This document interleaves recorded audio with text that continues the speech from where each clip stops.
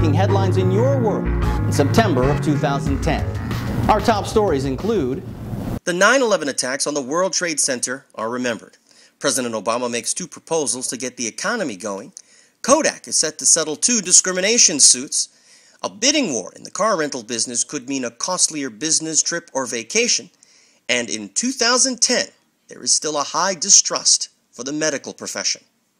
Our top story. 9 years ago, terrorists from an organization that most Americans had never heard of took control of 4 commercial airliners. 3 hit their targets, while passengers heroically forced the 4th into the ground.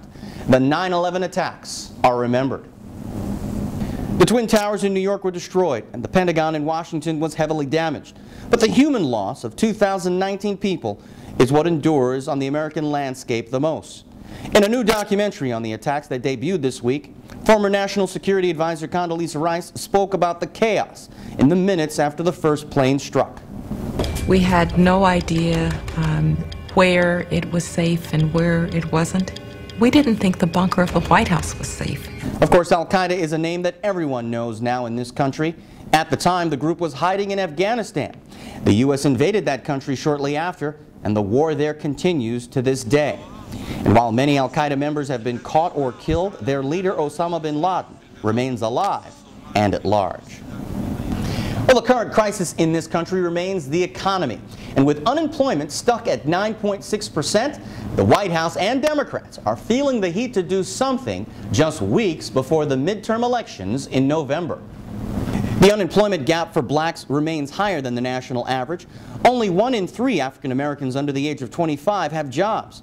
President Obama, under pressure to do more, launched 2 proposals he says will create jobs and bring more money back into the budget to pay for them. The president pitched a $50 billion infrastructure plan to fix the country's roads, bridges, and airports. He also says that while he wants tax cuts for the middle class to remain in place, he wants the Bush-era tax cuts for the wealthy to be repealed. Obama says the tax repeal would restore $750 billion to the budget over the next 10 years. Well, pundits say that they doubt the Obama proposals will become a reality in light of those elections that are coming up, which could dramatically change the balance of power in Washington.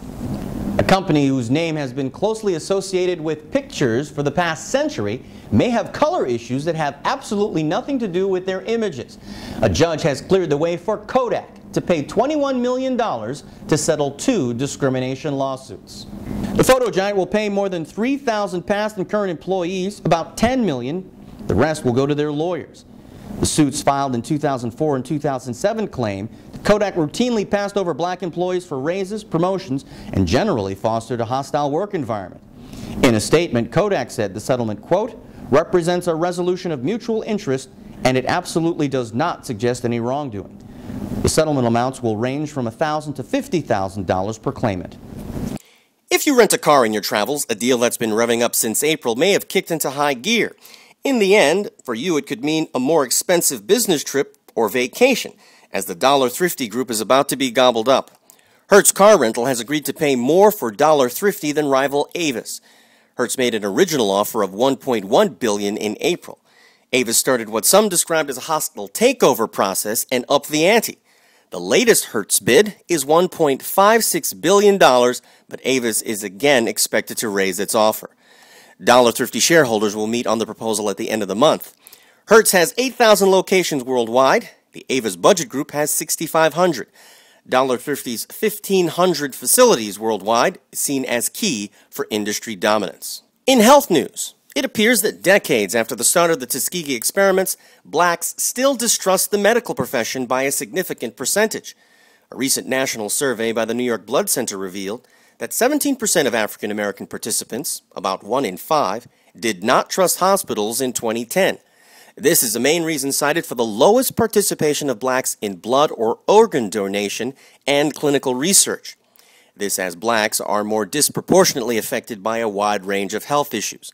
From 1932 to 1972, the U.S. Public Health Service recruited 400 poor sharecroppers. Participants that had syphilis were not given available drugs, even though they were told they were being treated.